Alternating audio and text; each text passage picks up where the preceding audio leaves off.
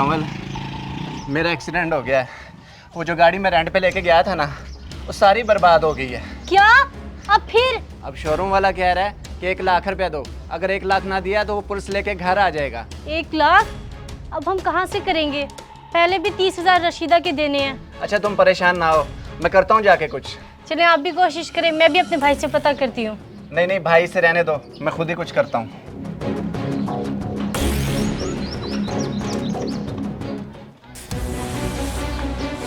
बेगम, ये पूरे 2 लाख रुपए हैं, संभाल के रखो, किसी को पता ना चले।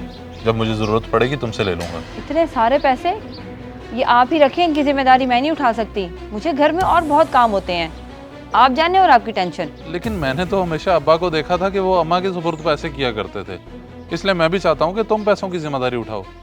रख लो, इसमें बस कोई खयानत नहीं होनी चाहिए। अच्छा अच्छा, नहीं होगी खयानत, मगर मुझे तो आपकी समझ नहीं आती। न जाने क्या क्या सोचते रहते हैं। आपको तो पुराने ज़माने में होना चाहिए था। वैसे ये कब तक रहेगी मेरे पास आपकी अमानत? हफ्ता 2 हफ्ते, नहीं तो मैं कल परसों तक भी तुमसे ये उठा लूँगा। दरअसल मुझे कहीं से भी सस्ता माल मिला ना तो मैं तुमसे ये आके ले जाऊँगा। चलें ठीक है, खाना लो आपके लिए। नहीं नहीं, वो काम का टाइम है, लड़के को अकेले छोड़ के आया हूँ। दरअसल उधर पैसे रखना मुनासिब नहीं था, इसलिए आ गया। ठीक है।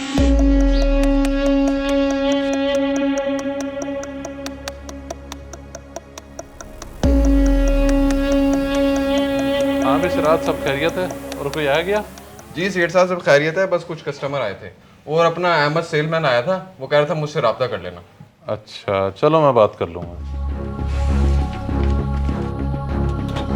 शहजाद भाई, शहजाद भाई, शहजाद भाई कहाँ हैं? शहजाद तो अभी अभी स्टोर पर गए हैं कुछ देर पहले। क्या हुआ है कमल बाजी, आप क्यों इतनी परेशान हैं? सब खैर तो है ना? क्या बताऊँ निम्रा भाभी, काफ़ी परेशानी बन गई है। आसिफ ने कार ली थी रेंट पे, उसका एक्सीडेंट हो गया है। अल्लाह पाक का शुक्र है आसिफ को तो कुछ नहीं हुआ, मगर कार का काफ़ी नुकसान हो गया है। अब रेंट वाला अपना नुकसान पूरा करने के लिए 1 लाख रुपया मांग रहा है। ओहो, इतना बड़ा नुकसान 1 लाख रुपए का? कैसे देंगे अब आप उस रेंट वाले को? यही तो परेशानी है, शहजाद भाई का नंबर भी नहीं मिल रहा और वो कार वाला कानूनी कार्रवाई की धमकी दे रहा है। अगर तुम्हारे पास शहजाद भाई के कोई पैसे पड़े हैं मुझे उठा दो। जी वो पड़े तो हैं, मगर पहले मैं उनको कॉल करके पूछ लूँ। इतना टाइम नहीं है मेरे पास, वो पुलिस लेके हमारे घर आ जाएगा, बड़ी बदनामी हो जाएगी। अगर तुम्हारे पास पैसे पड़े हैं तो मुझे उठा दो, बाकी मैं शहजाद भाई से खुद बात कर लूँगी। भाभी आपका बड़ा एहसान होगा। अच्छा अच्छा, मैं आपको उठा देती हूँ। असल में शहजाद ने आज ही अमानत के तौर पे मेरे पास रखवाए थे, उनको पता चल गया तो वो बहुत नाराज़ होंगे। आप प्लीज़ आसिफ भाई से कहकर जल्दी वापस कर दीजिएगा। ठीक है, तुम फिक्र ना करो, आसिफ को बता दूंगी कि जल्दी वापस करने हैं। वैसे वो भी कोशिश कर रहा है, बाकी शहजाद भाई की टेंशन तुम ना लो, बस अब जल्दी से पैसे दे दो। अच्छा ठीक है, आप आए, मैं आपको उठा देती हूँ।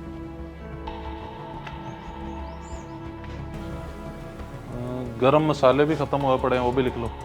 उसके बाद दूध का 1 पैट लिखो। 1 मिनट, कॉल आ रही है। जी जी, मैं आपको ही फ़ोन करने वाला था, बस कामों में लग गया।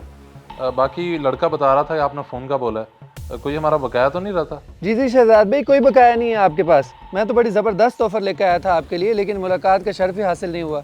अच्छा, ज़बरदस्त ऑफ़र है। चलो बताएं, अगर आपकी ऑफ़र मुझे पसंद आई तो स्टोर में वैसे माल ख़त्म हो चुका है, आपसे लेकर डाल लेंगे। मेरी ऑफ़र रिजेक्ट नहीं कर पाएंगे आप। 50% का ऑफ है। 4 लाख रुपए का माल उठाएं, 2 लाख रुपए अभी दे दें और 2 लाख रुपए 2 महीने के बाद दे दें। क्यों, खैर तो है, क्या वजह? और ये ऑफ़र सिर्फ मेरे लिए है या बाकी सबके लिए भी है? सिर्फ और सिर्फ आप जैसे दुकानदारों के लिए हैं जो हिसाब किताब के बड़े ही साफ हैं। दरअसल कंपनी भी यही चाहती है उन लोगों को माल दें जो लोग परेशान नहीं करते। चलें चलें, ठीक है, फिर आप ऐसे करें, घंटे तक आ जाएं, मैं ये ऑर्डर लिस्ट भी बनवा लेता हूँ और पैसों का इंतज़ाम भी कर लेता हूँ। जी जी ठीक है, मैं घंटे तक आता हूँ आपके पास। ठीक है जी, अल्लाह हाफिज़। जल्दी से वो लिस्ट बनाओ, उधर आ जाओ। एक तो मुझे तुम्हारी समझ नहीं आती कि तुम इतनी जल्दबाजी क्यों करती हो। मैंने तुम्हें मना भी किया था कि भाई के घर पैसे लेने नहीं जाना, फिर भी तुम चली गई उन्हें परेशान करने। वो आपने कहा था ना कि पुलिस लेके घर आ जाएंगे, तो मैं इसलिए चली गई और निम्रा भाभी से शहजाद भाई के पैसे ले आई। मेरी तौबा, जो आज के बाद मैं तुम्हें कोई बात बता दूं, अगर पुलिस आ भी जाती तो मैंने कौन सा कोई गुनाह किया था। अब तो बात रफा दफा भी हो गई। मतलब रफा दफा हो गई, यानी अब कोई टेंशन नहीं है। चलो शुक्र है अल्लाह का, मगर अब इन पैसों का क्या करूं? अजीब बेवकूफ़ों वाली बात कर रही हो। पैसों का क्या करूं? जाओ उनको वापस करके आओ। अच्छा अच्छा, मैं जाती हूँ अभी वापस करने। ये कैसा मजाक है निम्रा? मैंने तुम्हें अमानत के तौर पे पैसे दिए थे और तुमने पूरा 1 लाख रुपए गायब कर दिया। मुझे बताओ कहाँ है पैसे? बोलो, जवाब दो। मेरे पास इतना फालतू का वक्त नहीं है। मैंने सामान ऑर्डर किया था और बंदा पैसों का इंतजार कर रहा है स्टोर पे बैठा। मुझे पैसे दो। लगता है तुमने किसी अपने यार को दे दिए। किसके साथ चल रहा है तुम्हारा चक्कर?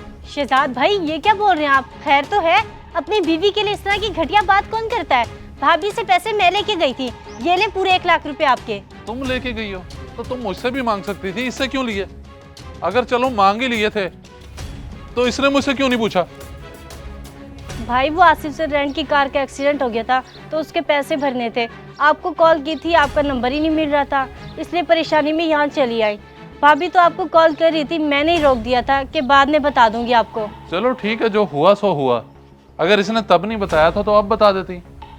हाँ भाई, तुमने क्यों नहीं बताया कि मेरी बहन पैसे लेके गई हुई है? मैं बहुत डर गई थी क्योंकि मैंने कभी आपको इतना गुस्से में नहीं देखा था, और मैंने तो आपको पहले ही कहा था कि पैसों की जिम्मेदारी मुझे मत दे, मुझसे नहीं संभाले जाएंगे। देखिए भाई, आपको पहले समझना चाहिए था, फिर भाभी के ऊपर गुस्सा करते आप। इसका मतलब ये थोड़ी कि कुछ भी बोल देंगे। तुमने सुना ना अभी इन्होंने क्या कहा है? अच्छा, मुझसे गलती होगी, माफ कर दो। आइंदा ऐसे नहीं होता, माफ कर दो। माफ किया। चलो मैं चलता हूँ, मुझे जरा जल्दी है, स्टोर पे जाना है। उसको दो कमल को कुछ खाने के लिए। आता हूँ घंटे तक। आ जाओ कमल।